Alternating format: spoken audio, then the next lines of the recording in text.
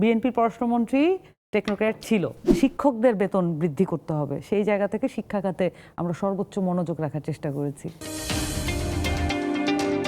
ছায়া বাজেট যারা প্রণয়ন করেছেন সেটা একটা বিশেষ কমিটির মাধ্যমে প্রণয়ন হয়েছে, সেটাও আপনারা দেখেছেন, একটা উন্মুক্ত কমিটি ছিল। তো ব্যাপারটা এমন নয় যে যারা প্রণয়ন করেছেন তারাই অর্থমন্ত্রী হবেন, তবে অবশ্যই তাদের যে ফিল্ড অফ এক্সপার্টিস সেটা আমরা ব্যবহার করার চেষ্টা করেছি। আমাদের বাজেটের মধ্যে আপনারা দেখবেন যে বেশ কিছু জায়গায় আমরা বেশ যুগান্তকারী পদক্ষেপ নেওয়ার চেষ্টা করেছি, তবে আমার নিজের কিছু পার্সোনাল অবজারভেশন আছে, যদিও আমি সেই কমিটিতে নেই, তারপরও আমি একজন রাজনৈতিক ব্যক্তি হিসেবে আমার অবজারভেশন আছে। তো বাজেটের স্পেশালিটি হচ্ছে যে আপনি আমাদের অ্যাজ এ পার্টি আমরা যে বিষয়গুলো সবসময় বলে এসেছি যে এই বিষয়গুলোতে আমাদের কনসার্ন বেশি, মানে আমাদের বৈদেশিক বিনিয়োগ সেই সাথে দেশীয় সক্ষমতা বৃদ্ধির জায়গাগুলো কিন্তু সবসময় আমাদের ইশতেহারগুলোতে আপনি দেখবেন যে মনোযোগের দাবিদার হয়েছে।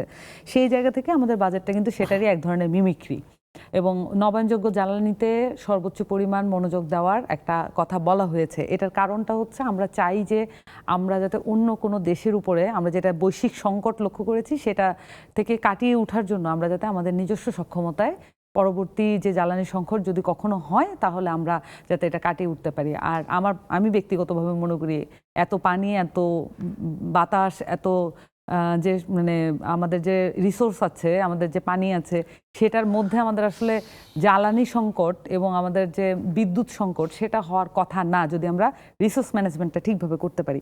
ব্যক্তিগতভাবে আমার কাছে মনে হয় যে সংস্কৃতি, বিনোদন এই খাতে আমরা খুবই অল্প বাজেট রেখেছি। এটা ব্যক্তিগতভাবে আমার যদি মতামত দেওয়ার সুযোগ থাকে বা বলবো আমার পার্টিকে এটা পুনর্বিবেচনা করার জন্য, কিন্তু অন্যান্য জায়গায় শিক্ষা খাতে দেখবেন যে একটা যুগান্তকারী পদক্ষেপ নেওয়া হয়েছে শিক্ষা খাতে, সেটা অনেক বেশি আমরা বাজেট রাখার চেষ্টা করেছি। এটার কারণ এই যে আমরা যে নৈতিক সামাজিক শিক্ষার অবক্ষয় দেখছি সেখান থেকে উত্তরণের জন্য আসলে আমাদের মানে একদম রুট লেভেল থেকে কাজ করে এগোতে হবে এবং আমাদের শিক্ষা প্রতিষ্ঠানগুলোকে ঠিক করতে হবে। আমাদের শিক্ষার মান উন্নয়ন করার জন্য শিক্ষকদের বেতন বৃদ্ধি করতে হবে, সেই জায়গা থেকে শিক্ষা খাতে আমরা সর্বোচ্চ মনোযোগ রাখার চেষ্টা করেছি। কিন্তু আমার একটা প্রশ্ন আছে, আপনাদের ম্যানিফেস্টো তো ড্রোন বিষয়ে আপনাদের খুব আগ্রহ ছিল, এই বাজেটের মধ্যে আপনারা ড্রোন বানাতে চেয়েছেন, ড্রোনে আপনাদের এত আগ্রহ কেন? মানে পৃথিবীতে তো আরো অস্ত্র আছে, আরো এই ধরনের ড্রোন নট পার্টিকুলারলি এটা অস্ত্রর কারণেই ব্যবহার করা হবে, ব্যাপারটা কিন্তু এরকম না। ড্রোনের নানান ধরনের কার্যকারিতা, যেমন এই যে প্রতিরক্ষা সক্ষমতা বৃদ্ধি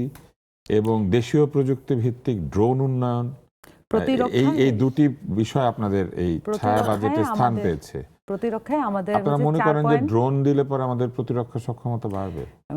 আমাদের প্রতিরক্ষায় যদি আপনি পার্সেন্টেজ দেখেন, পার্সেন্টেজ হচ্ছে 4.7% রাখা হয়েছে প্রতিরক্ষায়। এটা কিন্তু খুব বড় না, এটা মানে সংখ্যা হিসেবে বা পার্সেন্টেজ হিসেবে এটা খুব বড় না। বিশেষত আমি বলবো যে এটা একটা কনজারভেটিভ মানে প্রতিরক্ষা বাজেটই হয়েছে। কিন্তু আমাদের জায়গা থেকে আমরা যেটা মানে সবসময় আপনারা লক্ষ্য করেছেন যে আমরা সবসময় বলেছি যে আমাদের পররাষ্ট্রনীতি যাতে নতজানু না হয়, আমাদের যে সক্ষমতা সেটা যাতে আমাদের উপরেই নির্ভরশীল হয়। পররাষ্ট্রনীতির নতজানু হওয়ার পেছনে কি আপনি মনে করেন যে সামরিক সক্ষমতা নাই সেই জন্য আমরা নতজানু, নাকি আমাদের রাজনীতিবিদদের নেগোসিয়েশনের ক্ষমতা নাই সেজন্য তারা নতজানু? আমি একাধিক জায়গায় বলেছি, এটা যে ব্যক্তি রাজনীতিবিদ হিসেবে আমি একাধিক জায়গায় বলেছি যে আমি মনে করি নতজানু পররাষ্ট্রনীতি এবং আমাদের যারা টেবিলে বসেন, আমাদের যারা পররাষ্ট্রমন্ত্রী হন, আমাদের একটা দুর্ভাগ্য হচ্ছে বাংলাদেশ কখনো একজন মানে খেপেবল পররাষ্ট্রমন্ত্রী পায় নাই। এটা হচ্ছে আমাদের একটা দুর্ভাগ্য, এবং এটা আপনি দেখবেন যে এই মুহূর্তেও টেকনোক্র্যাট একজন মন্ত্রী দিয়ে আমাদের চালাতে হচ্ছে, এবং এই মুহূর্তে আমরা জানি না আসলে আমার পররাষ্ট্রমন্ত্রী কি উনিই থাকবেন এত বড় একটা বিশ্বজোড়া থাকবেন। উনি বলেছেন যে 1 বছর যে ব্যাপারটা আছে ছুটি না নিয়ে দুইটাই মেনটেন করা যায়, কেননা সাধারণ পরিষদের অধিবেশন তার সারা বছর জুড়ে হয় না।